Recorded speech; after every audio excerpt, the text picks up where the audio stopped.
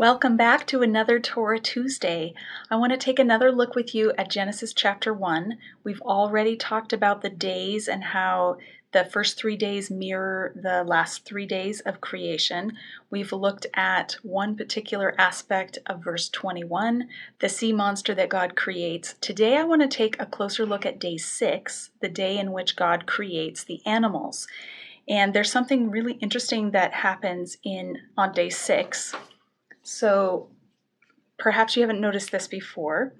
In Genesis 1, verse 24, it says, "Let the land produce living creatures according to their kinds, the livestock, the creatures that move along the ground, and the wild animals, each according to its kind."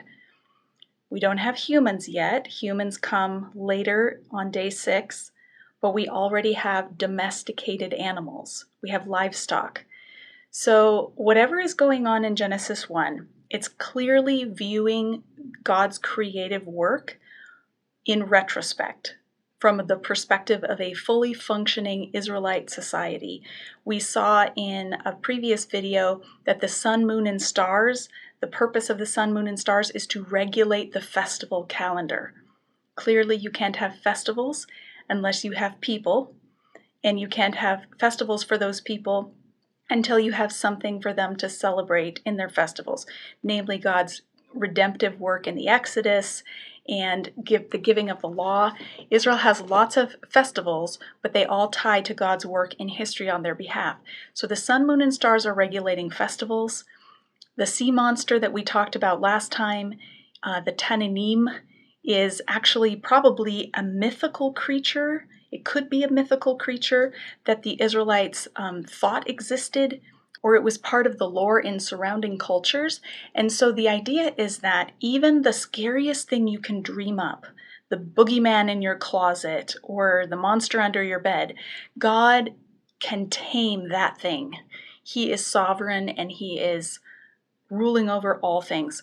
So again, the things that were told in Genesis 1 about what God creates are told in ways that are clearly in retrospect, written from a later perspective. And here is another good example. God is making livestock before he makes humans, domesticated animals.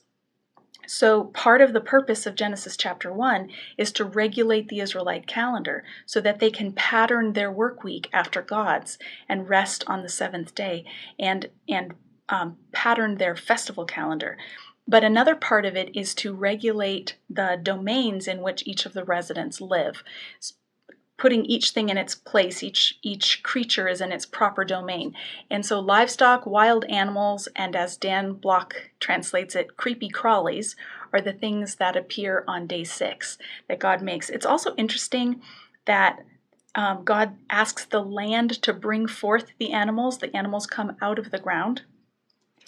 And one more thing that I really found interesting as I was working through Genesis 1 in Hebrew, and here I'm just reading from my Hebrew Bible in Genesis 1:26. It says, "And God said, 'Let us make humanity in our image, according to our likeness, and let them rule over the fish of the sea, and over the birds of the heavens, and over the livestock, and over all the earth,'" or the land, "and over all the creepy crawly things that creep upon the land." So in this verse, we have a specific mention that the land itself is under the domain of humans, that the purpose of God's creation of humans is to fill the earth and subdue it, and to rule over each aspect of God's creation, including the land itself. Being caretakers of the land is part of our vocation as humans, whether that be livestock and ruling over the animals and caring for them and making sure that they flourish, or whether it be the land itself. One book that I would highly recommend that is on this topic is Sandy Richter's Stewards of Eden: What Scripture Says About the Environment and Why It Matters. She does a really amazing job of tying the biblical text in with our current responsibility to care for God's world. So I hope this was interesting to you. Be sure to click the like below if you enjoyed this video and share it with friends. and I'll join you again next week for another Torah Tuesday.